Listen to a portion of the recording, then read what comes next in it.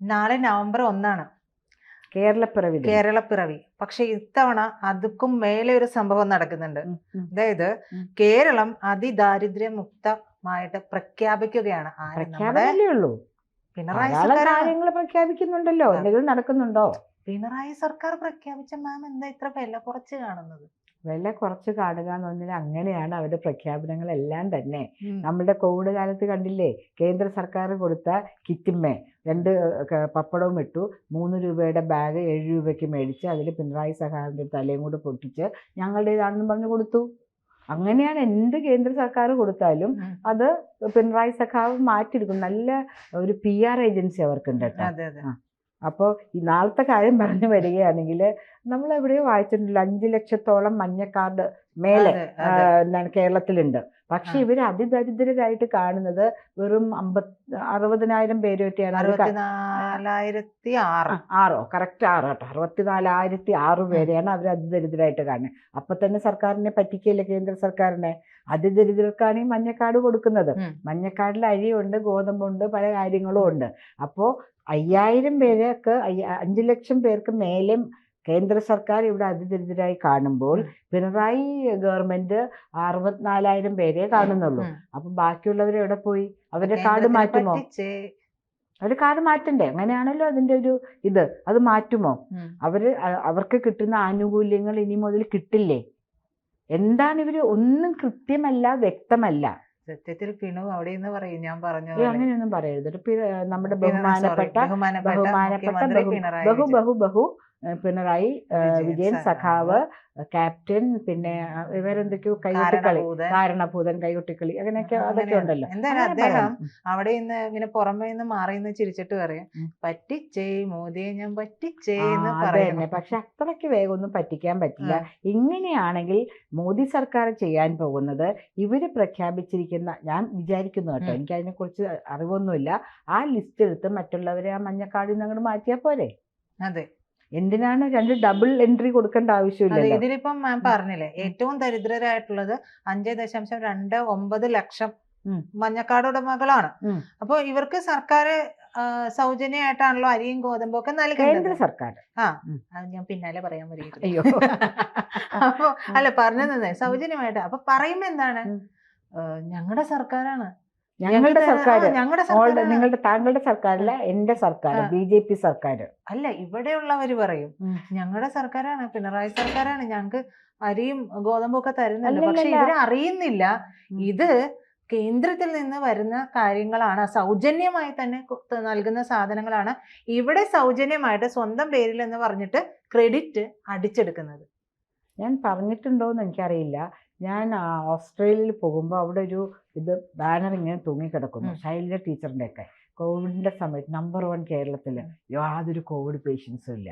അത് കഴിഞ്ഞ് കേന്ദ്ര സർക്കാർ അങ്ങോട്ട് ഓപ്പൺ ചെയ്തു, കുട്ടികൾക്ക് നവോദയയിൽ സ്റ്റഡി, അച്ഛൻ മരിച്ച കുട്ടികൾക്ക് ഇത്രയും ലക്ഷം രൂപ, അച്ഛനും അമ്മയും മരിച്ചവർക്ക് ഇത്രയും, അങ്ങനെയൊക്കെ വന്നു കഴിഞ്ഞപ്പോഴേക്കും ആൾക്കാർ ഇടിച്ചു കുത്തി വന്ന് രജിസ്റ്റർ ചെയ്യാൻ തുടങ്ങി. ആ സമയത്ത് ഞാൻ ഡൽഹിയിലുണ്ട്. അപ്പോൾ അവിടുത്തെ ചീഫ് സെക്രട്ടറി പറയുന്നു, ഹെൽത്തിലെ എല്ലാ കാര്യങ്ങളും കേരളവും ബംഗാളും ഒന്നും കൊടുക്കില്ല. വഴക്ക് പിടിച്ച് ബഹളം വെച്ചാൽ ബംഗാൾ എന്തെങ്കിലും എഴുതി കൊടുക്കും, കേരളം അതുപോലും കൊടുക്കില്ല. അങ്ങനെ നമ്പർ 1 ആയിട്ട് നിൽക്കുന്നു. കോവിഡ് മരണമേ കേട്ടിട്ടില്ല, കോവിഡിന്റെ സ്പെല്ലിംഗ് എന്താണെന്ന് നമുക്കറിയില്ല. അങ്ങനെ നിൽക്കുന്ന സമയത്താണ് ഈ അനൗൺസ്മെന്റ് കേന്ദ്രത്തിൽ നിന്ന് വന്നേ. ആൾക്കാരങ്ങോട്ടേക്ക് പാഞ്ഞു കയറി രജിസ്റ്റർ ചെയ്തില്ലേ, നമ്പർ 1 ആയി കോവിഡ് ഡെത്തിൽ കേരളം. അതായത് നമ്മുടെ പ്രൊപ്പോർഷൻ വെച്ച് നോക്കുമ്പോൾ 3 കോടി ജനങ്ങളല്ലേ കേരളത്തിലുള്ളൂ. ഇങ്ങനെയാണ് ഓരോന്നും നമ്പർ 1 കേരളം, നമ്പർ 1 കേരളം. താങ്കൾക്കറിയാമോ, 60 ലക്ഷം കോടി രൂപയാണ് കേരളത്തിന്റെ കടം. 6 ലക്ഷം കോടി രൂപ. 6 ലക്ഷം കോടി രൂപയാണ് കേരളത്തിന്റെ കടം. ആ കടമുള്ള കേരളം എങ്ങനെയാണ് ഇത്രയധികം പുതിയ പദ്ധതികൾ അനൗൺസ് ചെയ്ത് നടപ്പാക്കാൻ പോകുന്നത്? എല്ലാം നാളെയാണ് അനൗൺസ് ചെയ്യുന്നത്. പ്രത്യേകം പറയുന്നുണ്ട് കേട്ടോ, ഇതൊന്നും ഇലക്ഷൻ മുൻകൂട്ടി കണ്ടതല്ല. ഞങ്ങളുടെ സർക്കാർ അധികാരത്തിൽ വന്ന ആദ്യത്തെ മന്ത്രിസഭാ യോഗത്തിൽ തീരുമാനിച്ച കാര്യമാണ് 4.25 വർഷം കഴിഞ്ഞിട്ട് അവർ നടപ്പാക്കുന്നത്. കാരണം അടുത്ത മാസമായി ലോക്കൽ ബോഡി ഇലക്ഷൻ, അത് കഴിഞ്ഞ് 4 മാസം കഴിഞ്ഞാലായി അസംബ്ലിയിലേക്കല്ലോ ഇലക്ഷൻ. 4.25 വർഷം കഴിഞ്ഞ് ഇത് നടപ്പാക്കുമെന്ന് പറഞ്ഞു. അവർ തീരുമാനിച്ചു അതിന് മുമ്പ്. അതൊക്കെ പറയാൻ ഒരു ഉളുപ്പില്ലേ? ഏതൊരു മനുഷ്യന് കുറച്ച് ഉളുപ്പുണ്ടാവും. ആ ഉളുപ്പ് പോലും ഇല്ലാണ്ട് പറയുന്നത്. ഇപ്പൊ നമ്മൾ കേൾക്കുന്നു 4 ലക്ഷം കോടി രൂപയോ അല്ലെ, എത്രയാണ് അവര് 40,000 കോടി രൂപ കൂടി കടമെടുക്കാൻ പോവാണ്. 40,000 കോടി രൂപ കൂടെ കടമെടുക്കാൻ പോകുന്നു. നമ്മളിങ്ങനെ ഒരു കടക്കണിയിൽപ്പെട്ട സംസ്ഥാനത്ത് എങ്ങനെയാണ് നമ്മൾ ജീവിക്കാൻ പോകുക? എന്താണ് ഇതിൻ്റെ ഇംപ്ലിക്കേഷൻ ഉണ്ടാവാൻ പോകുന്ന ഓരോരുത്തർക്കും? പിന്നെ ഒരു കാര്യം സമാധാനം ഉണ്ട് കേട്ടോ, നമ്മുടെ കുട്ടികളൊക്കെ രക്ഷപ്പെടുക. അതുകൊണ്ട് നമ്മളുടെ കേരളീയരുടെ ജനസംഖ്യ കുറയുന്നുണ്ട്, പക്ഷെ അന്യദേശത്തിൽ നിന്നുള്ള ഒരു ഒഴുക്കുണ്ട്. അതാണ് ഇവിടെ ജോലി ചെയ്യാൻ ആരുമില്ല. ഈവൻ ഹോട്ടലിൽ പോയാൽ, നമ്മൾ ഹോസ്പിറ്റലിൽ പോയാൽ, എവിടെ പോയാലും അന്യദേശ തൊഴിലാളികളാണ് മുഴുവനും ജോലി ചെയ്യുന്നത്. അതിപ്പോൾ വന്ന് കുറച്ച് വലിയ ജോലികളിൽ പോലും ഇവരെ കാണുന്നത്. കാരണം ഇവിടെയുള്ള പഠിപ്പും വിദ്യാഭ്യാസമുള്ള കുട്ടികളൊക്കെ എല്ലാം വിറ്റ് പണയം വെച്ച് പുറത്തേക്ക് പോവുകയാണ്. അച്ഛനമ്മമാര് സമ്പാദിച്ചതെല്ലാം. ഇന്നലെ ഞാനൊരു വീട്ടിൽ പോയിരുന്നു. മകന്റെ വിദ്യാഭ്യാസത്തിന് വേണ്ടി എടുത്ത ലോണിന്റെ ഒരു പ്രശ്നം, അദ്ദേഹം വലിയ ഒരു എഞ്ചിനീയറായിട്ട് പഠിച്ചിട്ട് ഇപ്പോൾ പുറത്താണ് എന്നൊക്കെ പറഞ്ഞിട്ട്, അപ്പോൾ കുട്ടികളൊക്കെ പുറത്തേക്ക് പോയിക്കൊണ്ടിരിക്കുകയാണ്. ഇങ്ങനെയുള്ളൊരു സ്ഥലത്താണ് ഇദ്ദേഹം പറയുന്നത് ഇത് കൊടുക്കും. ആശാവർക്കന്മാർക്കേ പൈസ കൂട്ടിയിട്ടോ. ആശ ഇവരെല്ലാവരും എന്ന് പറഞ്ഞാൽ ആക്ടിവിസ്റ്റാണ്. അപ്പോൾ ആക്ടിവിസ്റ്റുകളാവുമ്പോൾ അവർ ഫ്രീ ആയിട്ട് ജോലി ചെയ്യേണ്ട ആൾക്കാരാണ്. ഒരു സന്തോഷം കൊണ്ട് ഊണും ഉറക്കവും ഇല്ലാണ്ട് ജനസേവനം ചെയ്യുന്ന, രോഗികളെ പരിചരിക്കുന്ന ആൾക്കാർക്ക് അവരൊരു സന്തോഷത്തിന് ഗവൺമെന്റ് കൊടുക്കുന്നു. അത് കൂട്ടിയിട്ടോ ദിവസം 33 രൂപ വെച്ച്. അപ്പൊ 270 രൂപയിൽ നിന്ന് 300 രൂപ ദിവസമായി. ആരെങ്കിലും 300 രൂപയ്ക്ക് ജോലി ചെയ്താൽ ഈ കേരളത്തിൽ എന്താവാൻ? അവര് കൊടുത്ത ക്യാപ്ഷൻ എന്താ അറിയോ? 300 രൂപ കൂട്ടിന്ന. 300 രൂപ കൂട്ടി എന്ന് പറയുമ്പോ 200 പ്ലസ് 300 അല്ലേ നമ്മൾ പ്രതീക്ഷിക്കുക. ഇപ്പൊ കൃത്യം എന്താണ്, ഒരു ദിവസത്തേക്ക് 33 രൂപ കൂട്ടിയപ്പോ 300 രൂപയായി. അപ്പൊ അവര് പറയുന്നു, ഇപ്പൊ ആശാവർക്കന്മാരുടെ സമയത്ത് ഞാൻ പോയി ഇരിക്കാറുള്ള ആളാണ്. അവര് പറഞ്ഞ ചേച്ചി ഒന്ന് ആലോചിച്ച് നോക്കൂ, രാവിലെ എന്നില്ല രാത്രി എന്നില്ല ആളുകൾ വിളിക്കുമ്പോൾ ഞങ്ങൾ ഓടിച്ചെല്ലുകയാണ്. ഓരോ വീട്ടിലും ഒരു സർക്കാർ നഴ്സോ സർക്കാർ ഡോക്ടറോ കൊടുക്കേണ്ട എല്ലാ സ്നേഹപരിചരണങ്ങളും സാന്ത്വനങ്ങളും ചെറിയ മരുന്നുകളും അവരുടെ പ്രഷർ എടുക്കണേ, ബ്ലഡ് എടുക്കണൊക്കെ ഇവരാണ്. ഓടിച്ചെന്ന് കഴിഞ്ഞിട്ട് മഴയെന്നില്ല വെയിലെന്നില്ല 300 രൂപയ്ക്ക് ഞങ്ങളെ അതിദരിദ്രരിൽ കൂട്ടൂ. ഇവരെന്താണ് പറയുന്നത്? ഇവിടെ താമസിക്കുന്ന അന്യദേശ അതിഥി തൊഴിലാളികൾക്ക് എത്ര ശമ്പളം കിട്ടുന്നുണ്ട്? ഇല്ല, 700 രൂപയാണ് മിനിമം വേജസ് വച്ചിരിക്കുന്നത്. എന്നിട്ട് നാണമില്ലാണ്ട് ഇവർ പറയാണ് ബാക്കി സംസ്ഥാനങ്ങളിലൊക്കെ 2000 ഉള്ളൂ, ഞങ്ങൾ 1000 കൊടുക്കുന്നില്ലേ? ബാക്കി സംസ്ഥാനങ്ങളിൽ ഒരു 2 മാസം ജീവിക്കാൻ 2000 രൂപ മതി. ഇവിടെ ഒരാഴ്ച പോലും നമുക്ക് പറ്റില്ല 2000 രൂപ കൊണ്ട് ജീവിക്കാനായിട്ട്. അത് മാത്രമല്ല, ഒരു കാര്യം കണക്കൂട്ടുന്നു, നമ്മളൊക്കെ എല്ലാ ദിവസവും ഇന്റർനെറ്റ് യൂസ് ചെയ്തുകൊണ്ടിരിക്കുന്നവരാ. ഇവർക്കൊരു ആപ്പ് ഉണ്ടല്ലോ, ഇതിലേക്ക് എല്ലാ കാര്യങ്ങളും ഈ സർക്കാരിന് വേണ്ടി ഇത് അപ്ഡേറ്റ് ചെയ്ത് കൊടുക്കണം. ഇവർ ഈ ഓട്ടോ എല്ലാം കഴിഞ്ഞ് വന്ന് വീട്ടിൽ കുത്തിയിരുന്ന് വീട്ടിലെ പണി തീർത്ത് വെച്ച് ഇവർ ഇതിരുന്ന് ചെയ്യാണ്. ഇത്രയും കാര്യങ്ങൾ ആ ഒരു ഭാഗത്തുള്ള എല്ലാ കാര്യങ്ങളും ഒരു അപ്ഡേറ്റ് ചെയ്തുകൊണ്ടിരിക്കണം എന്നുണ്ടെങ്കിൽ 300 രൂപയ്ക്കെങ്കിലും നെറ്റ് റീചാർജ് ചെയ്യണ്ടേ? വേണം. അപ്പൊ ഇവർക്ക് കിട്ടുന്ന കൂലി അതിലും കുറവാണ്. ഇവര് പറയുന്നത് ഞങ്ങൾ ആൾക്കാരുടെ സ്നേഹത്തും കണ്ടിട്ടാണ് ഇതിൽ നിൽക്കുന്നത്. ഓരോ വീട്ടിൽ വയ്യാതെ കിടക്കുന്ന കുട്ടികളുണ്ടാവും, അച്ഛനമ്മ, അവര് നമ്മൾ ചേർത്തെടുക്കുമ്പോൾ ആ ഒരു സ്നേഹത്തിന് വേണ്ടിയാണ് ഞങ്ങൾ പോകുന്നത്. പക്ഷെ സ്നേഹം കൊണ്ട് ജീവിക്കാൻ പറ്റില്ല. ഫ്രഷ് എയർ കൊണ്ട് നമുക്ക് ജീവിക്കാൻ പറ്റുമോ? ശുദ്ധവായു കൊണ്ട്. അശുദ്ധവായു ഇപ്പം കേരളത്തിൽ ഇല്ല കേട്ടോ. അശുദ്ധവായു ശ്വസിച്ച് പലർക്കും അസുഖങ്ങളാണ്. ഒരു കാര്യം പറഞ്ഞു പോകുമ്പോൾ പറയാണ്, പണ്ടൊക്കെ പൊതുസ്ഥലത്ത് സ്മോക്ക് ചെയ്താൽ 250 രൂപ ഫൈൻ ഉണ്ട്, ഇപ്പോഴും ഉണ്ട്.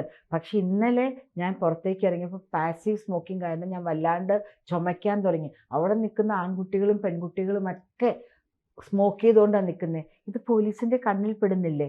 അവർക്കും കുറച്ച് പൈസ കളക്ട് ചെയ്ത് കൊടുക്കാമല്ലോ. വേറൊരു കാര്യം ബാലഗോപാൽ സാറ് പറഞ്ഞ ഞാൻ കേട്ടതാണ്, ഇതിപ്പോൾ ഇത്രയും രൂപ ഞങ്ങൾക്ക് വരുന്നുണ്ടല്ലോ, 456 കോടി അങ്ങനെ എന്തോ ഒരു സംഖ്യ കൃത്യമായി ഓർക്കുന്നില്ല പറഞ്ഞു.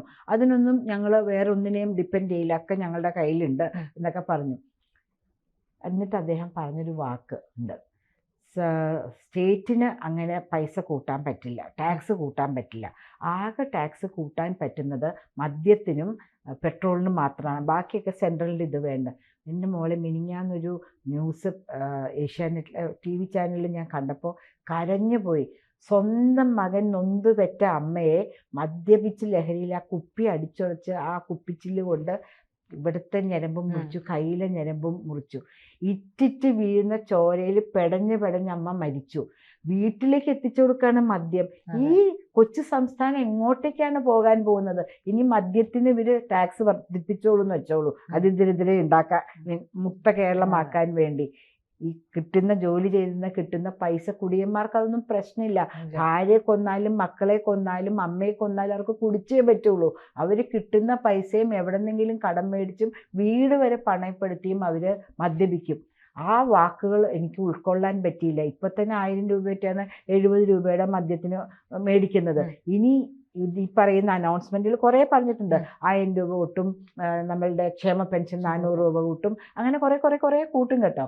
അതൊക്കെ കൂട്ടൽ ഈ പറച്ചിൽ മാത്രമേ ഉള്ളൂ. എത്രയോ നാളായി കിട്ടാത്ത ആൾക്കാരുണ്ട്. ഇലക്ഷന്റെ സമയത്ത് സഖാക്കൾക്കൊരു ജോലിയാണത്. അവർ തന്നെ കാശ് കൊണ്ട് കൊടുക്കും. കാരണം ബാങ്കിലിട്ടാൽ ചോർന്നു പോയാലോ, ബാങ്കിന് ചോർച്ചയില്ലേ. അപ്പം ഇവരുടെ പോക്കറ്റിനും ചോർച്ചയില്ലാത്തത് കാരണം അവർക്കിടാം. അല്ലെങ്കിൽ വേറൊരു അർത്ഥത്തിൽ പറഞ്ഞാൽ ചോരുന്ന പ്രോത്സാഹനം 500 രൂപ ചോർന്നു പോകും, 1500 രൂപ അവരുടെ കയ്യിലേക്ക് കൊടുക്കും. അങ്ങനെ നമുക്ക് പറയാം ഒരു തൊഴിലുറപ്പ് പദ്ധതി. അപ്പോൾ മദ്യത്തിന് വില കൂട്ടല്ലേ എന്ന് എല്ലാ അമ്മമാർക്കും എല്ലാവർക്കും വേണ്ടി ഞാൻ വിനീതമായി ഗവൺമെൻറ്റിനോട് അഭ്യർത്ഥിക്കുകയാണ്. മദ്യത്തിൻ്റെ വില കൂട്ടിയതുകൊണ്ട് കുടിയന്മാർ കുടി നിർത്തില്ല. പക്ഷേ ജീവിതം അസഹനീയമാവും, ദുസ്സഹമാവും. സ്ത്രീകളും കുട്ടികളും ഉൾപ്പെടെയുള്ളവർ ആത്മഹത്യ ചെയ്യാനോ അല്ലെങ്കിൽ അവർ കൊല്ലപ്പെടാനോ ഉള്ള ചാൻസ് ഉണ്ട്. പ്രിയപ്പെട്ട പിണറായി സഖാവേ, എങ്ങനെയെങ്കിലും വരുമാനം എവിടെന്നെങ്കിലും കണ്ടുപിടിക്കൂ, മദ്യത്തിൻ്റെ വില കൂട്ടരുത്. അത് കേട്ടപ്പോൾ മുതലൊരു ഷോക്കിലാണ് ഞാൻ. കാരണം ഇവർ കൂട്ടാൻ പോകുന്നത് 2 ഉള്ളൂ. പെട്രോളിൻ്റെ അങ്ങനെ അധികം കൂട്ടില്ല, പക്ഷെ മദ്യത്തിൻ്റെ വില. അപ്പം അതുകൊണ്ട് അതിദരിദ്ര മുക്ത കേരളത്തിന് വേണ്ടി കുടുംബജീവിതങ്ങളുടെ സ്വൈര്യത നഷ്ടപ്പെടുത്തരുത്. ഇപ്പോഴുള്ള സ്വൈര്യത്തെങ്കിലും ഞങ്ങൾ ജീവിക്കട്ടെ. പിന്നെ കൊടുക്കുന്ന പൈസകൾ കൃത്യമായിട്ട് ബാങ്ക് വഴി ഈ ഗുണഭോക്താവിന് കിട്ടാൻ പറ്റുന്ന വിധം അവരിരട്ടെ. ഈ പൈസ നിങ്ങൾ എങ്ങനെ ഉണ്ടാക്കുന്നു എന്ന് ഞങ്ങൾക്ക് അറിയണമെന്ന് ആവശ്യമുണ്ട്. ഇത് പ്രഖ്യാപനത്തിൽ, കാരണം 4.25 കൊല്ലം മുമ്പ് ആദ്യത്തെ മന്ത്രിസഭാ യോഗത്തിലെടുത്ത തീരുമാനത്തിനെ കുറിച്ച് ഇപ്പോഴാണ് അൾസൈമേഴ്സ് മാറി എല്ലാ മന്ത്രിമാരും ഒന്ന് ഇതായിട്ട് വന്നത്. അപ്പം നമ്മുടെ ആരോഗ്യ മേഖലയിൽ തന്നെയാണെങ്കിലും ഹാർട്ടിനെ സംബന്ധിച്ച് കുറേ കാര്യങ്ങൾ തിരിച്ചെടുത്തുകൊണ്ട് പോവാണ്. അത് നമ്മൾ വായിക്കുന്നുണ്ടല്ലോ. അവരെടുത്തുകൊണ്ട് പോകാൻ അവർക്ക് പൈസ കൊടുക്കുന്നില്ല. അങ്ങനെയൊക്കെ കടക്കണിയിൽ മുങ്ങി നിൽക്കുന്ന സാഹചര്യത്തിൽ ഒരു വിധത്തിലുള്ള സെൻട്രൽ ഗവൺമെൻറ്റിൻ്റെ, ഇന്ന് രാവിലെ ഞാൻ അമ്പലത്തിൽ മുമ്പ് ഒരു ചേട്ടൻ പറഞ്ഞു, ഇവിടെ മാത്രം എന്തുകൊണ്ടാണ് പ്രധാനമന്ത്രി ആയുഷ്മാൻ ഭാരത് 70 വയസ്സിന് മുകളിലുള്ളവർക്ക് വരാത്തത്? പത്മരാജ കേന്ദ്ര സർക്കാരിനെ ഒന്ന് ആക്കൂ. നമ്മൾ ചേട്ടാ 60% റെഡിയാണ്, 40% കേരള സർക്കാർ കൊടുക്കാനുള്ളതാണ്. അത് അവർ കൊടുക്കാൻ തയ്യാറാകാത്തത് കൊണ്ടാണ്. എന്താണ് കൊടുക്കാത്തത്? മോഡിജിയോട് പറയൂ, കൊടുക്കാനായിട്ട് പറയൂ. അവർക്ക് മനസ്സിലാവുന്നില്ല. ഇപ്പം PMCയിൽ ചേർന്നു കഴിഞ്ഞിട്ട് അത് വേണ്ടാന്ന് വെച്ചു. നമ്മളുടെ കെട്ടിടങ്ങളൊക്കെ ചോർന്നൊലിക്കുന്ന കെട്ടിടങ്ങൾ, പലതിനും വിലക്കുറവുണ്ട്. നമ്മൾ ദിവസവും കാണുന്നില്ലേ, വീഴുന്നു, ചോർന്നൊലിക്കുന്നു, കെട്ടിടങ്ങൾ ഉരുണ്ട് വീഴുന്നു. എൻ്റെ ഡിവിഷനിൽ തന്നെ SRV സ്കൂളിൻ്റെ മെയിൻ ഓഡിറ്റോറിയത്തിൻ്റെ സീലിംഗ് ഒക്കെ പല വിധത്തിൽ കിടക്കുകയാണ്. പക്ഷെ ഇതൊന്നും കാണാണ്ട് എന്തിനൊക്കെയോ വേണ്ടി കരയുന്ന എന്തോ ഉണ്ടല്ലോ, നമ്മൾ പറയുമല്ലോ, വേണ്ടി തിളയ്ക്കുന്ന സാമ്പാർ. ഇപ്പം വോട്ടിന് വേണ്ടി, എന്തിനു വേണ്ടിയില്ല, വോട്ടിന് വേണ്ടി തിളയ്ക്കുന്ന സാമ്പാറിൻ്റെ രുചി കുറച്ച് കുറവായിരിക്കും. ജനങ്ങൾ ആ സാമ്പാർ വാങ്ങി വയ്ക്കുന്നേ എനിക്ക് പറയാനുള്ളൂ. തിളയ്ക്കാൻ സമ്മതിക്കില്ല, അല്ലേ? വാങ്ങി അങ്ങനെ അങ്ങോട്ട് മാറ്റി വെക്കും, അല്ലെങ്കിൽ ആ വേസ്റ്റിലേക്ക് ഒലിച്ചു കളയും. ഇതൊക്കെ ജനങ്ങൾ കാണും. അരിയാഹാരം കഴിക്കുന്ന ആൾക്കാർ തന്നെയാണ് ഇവിടുത്തെ ജനങ്ങൾ. ഇവർ പറയുമല്ലോ, അരിയാഹാരം കഴിക്കുന്ന കേരള ജനതയെ പറ്റിക്കാൻ നോക്കണ്ട. പറ്റിക്കാൻ പറ്റൂല. അതെ. കൂടുതൽ വാർത്തകളും വിശേഷങ്ങളും നിങ്ങളിലേക്ക് എത്താൻ ABC മലയാളം സബ്സ്ക്രൈബ് ചെയ്യുക, ബെൽ ബട്ടണും അമർത്തുക.